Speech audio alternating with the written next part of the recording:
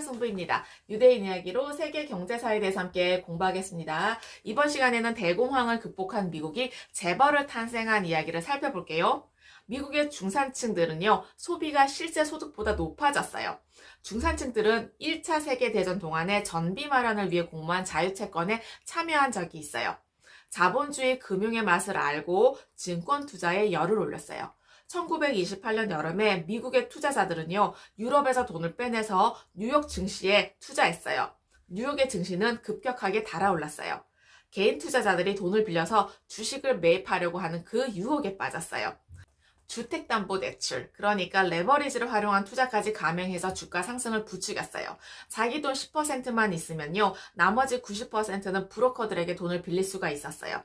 증시가 대세 상승일 때였기 때문에 일확천금이 어렵지 않아 보였어요. 완전한 버블의 조짐이에요. 1929년 늦여름에 유럽에서는 미국의 투자자들이 빠져나가면서 주가가 떨어지고 불경기에 시달렸어요. 유럽의 경기 침체는요, 미국에도 영향을 주었어요. 미국의 국민 총생산, GNP가 1929년 1분기를 최고점으로 해서 점차 감소하기 시작했죠. 급락세는 멈출 줄 몰랐어요. 투자자들은 하나둘 시장을 떠났어요. 1929년 10월 24일 대폭락을 맞고 금융 버블이 터졌어요. 대출받은 투자자들은 순식간에 자본 잠식 상태가 되어서 24시간 이내에 빌린 자금을 갚아야 했어요. 그 결과 주식시장은 아수라장이 되었고 대공황이 닥쳐버렸어요. 대출받은 투자자들은 대부분 파산했어요. 1929년 대공황 발생 직후에 허버트 후버 대통령에게 공매도는 공공의 적이었어요. 당시 월가에서 주가 하락에 따른 위험 회피 수단으로 널리 퍼져 있었던 공매도 관행을 문제 삼았어요. 그러면서 그 대통령은요, 이렇게 말했어요. 주가가 폭락하고 있는 순간에 보유하지도 않은 주식을 팔아 막대한 수익을 챙기는 버러지 같은 제도. 네. JP모건 그룹의 주가도 폭락했어요.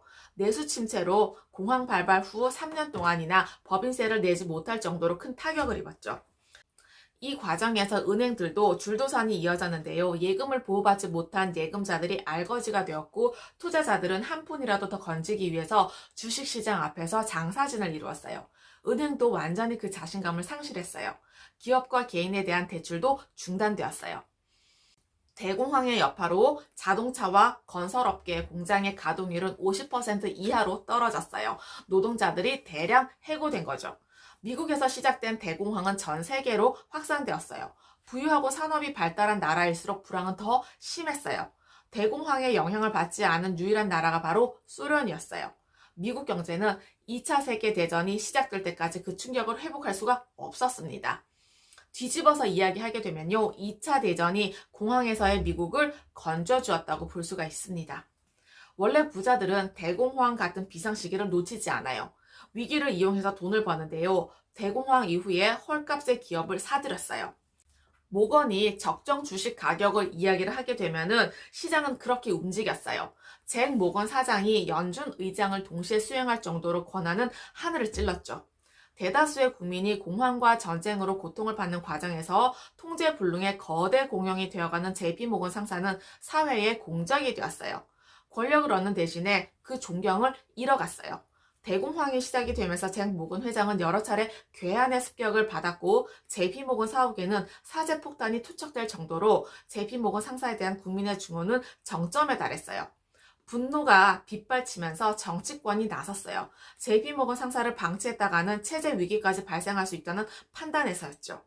정부와 의회는 먼저 1933년에 글래스와 스티걸 의원이 공동 발의한 금융독점 방지법인 글래스-스티걸법이라는 것을 제정했어요.